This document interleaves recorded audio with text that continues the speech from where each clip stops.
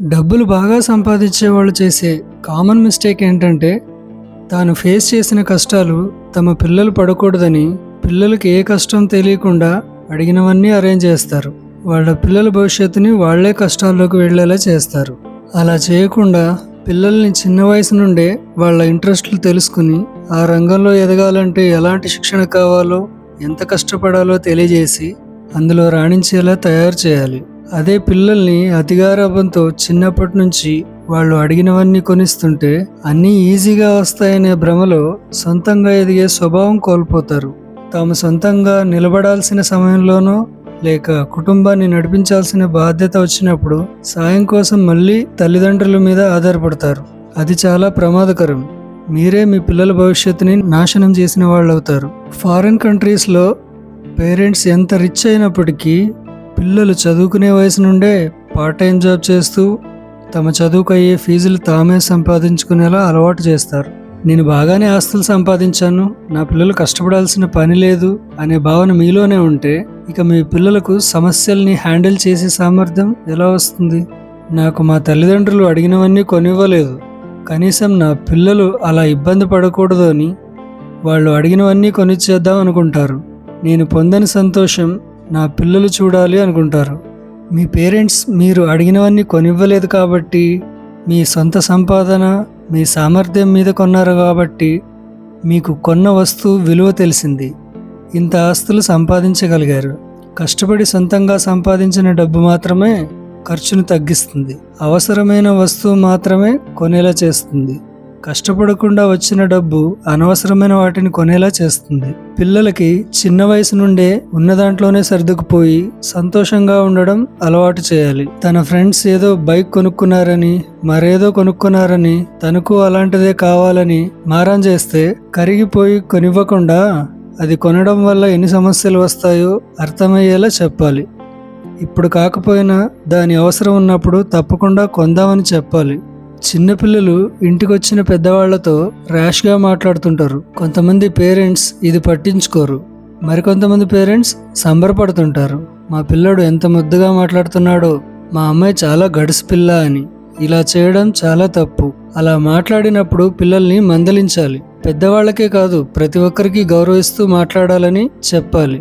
మరీ ముఖ్యంగా ఇంట్లో నానమ్మ అమ్మమ్మలు ఉంటే వాళ్లతో మర్యాదపూర్వకంగా ప్రేమతో ఉండేలా నేర్పించాలి. లేదంటే రేపు వాళ్ళు పెద్దవాళ్ళు అయ్యాక మిమ్మల్ని ఏ వృద్ధాశ్రమంలో చేర్చాలా అని ఆలోచిస్తారు. తల్లిదండ్రులు పిల్లల చదువు మీద శ్రద్ధ చూపించాలి.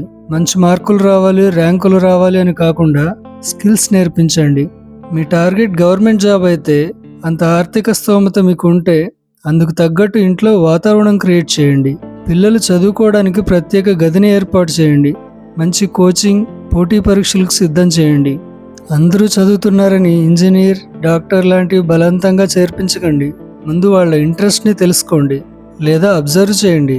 అందులోనే ముందుకు వెళ్లేందుకు ప్రోత్సహించండి. ప్రస్తుత ప్రపంచాన్ని గమనించండి. భవిష్యత్తు ప్రపంచాన్ని దృష్టిలో ఉంచుకొని కంప్యూటర్, ఆర్టిఫిషియల్ ఇంటెలిజెన్స్ గురించి అవగాహన పెంచుకునేలా చేయండి. ఒకవేళ మీరు ఆర్థికంగా బలంగా లేకపోతే పెద్ద కంపెనీల్లో చిన్న ఉద్యోగులా మాత్రం చేర్చకండి. ఎందుకంటే పెద్ద కంపెనీల్లో ఉద్యోగులకు గ్రోత్, ఎదుగుదల ఉండదు.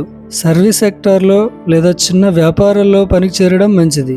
సర్వీస్ అంటే ఏదైనా మిషన్ రిపేర్ వర్క్ మీరు నేర్చుకుంటే ఎప్పుడు ఉద్యోగం పోయినా మీరు సొంతంగా చిన్న షాప్ పెట్టుకుని సర్వీస్ చేయొచ్చు. కార్ డ్రైవింగ్, టైలరింగ్ లాంటివి.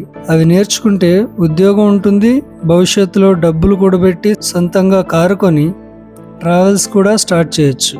అదేవిధంగా బట్టల షాప్లో పనిచేసి సొంతంగా మీరే సొంత షాప్ పెట్టుకోవచ్చు. ఏ ఉద్యోగం చేసినా ఆ పనిలో నుండి వచ్చిన అనుభవం సొంతంగా మీరే స్టార్ట్ చేసేలా ఉండాలి. చిన్న వయసులో పిల్లల్ని అదుపు చేయడం ఎంత ముఖ్యమో పెద్దయ్యాక ఏదో ఒక సొంత వ్యాపారం చేస్తానంటే ప్రోత్సహించడం కూడా అంతే ముఖ్యం. సొంత వ్యాపారం చేయాలి అనుకున్నప్పుడు తల్లిదండ్రులు మనకు వ్యాపారం వచ్చి రాలేదు, మన ఫ్యామిలీలో ఎవరూ చేయలేదు, నష్టం వస్తే మనం భరించలేం అని భయపెట్టకూడదు. 100 రూపాయలతో స్టార్ట్ చేస్తా అంటే మన దగ్గర అంత లేదు, 50 రూపాయలతో స్టార్ట్ చేయమని చెప్పండి. కానీ వాళ్ళని ఆపకండి. ఎందుకంటే తను ఆ వయసులో చేయాలి అనుకున్నది చేయకపోతే తర్వాత కాలంలో చేయడం చాలా కష్టం. అప్పుడు అలా చేయనందుకు జీవితాంతం బాధపడతారు. ఆ బాధకు మిమ్మల్ని బాధ్యుల్ని చేస్తారు. చిన్నప్పుడు ఆడపిల్లల్ని చాలా జాగ్రత్తగా పెంచాలి. చదువుతో పాటు ఇంటి పనులు తప్పకుండా నేర్పించాలి. లేదంటే రేపు పెళ్ళయ్యాక చాలా ఇబ్బందులు పడతారు.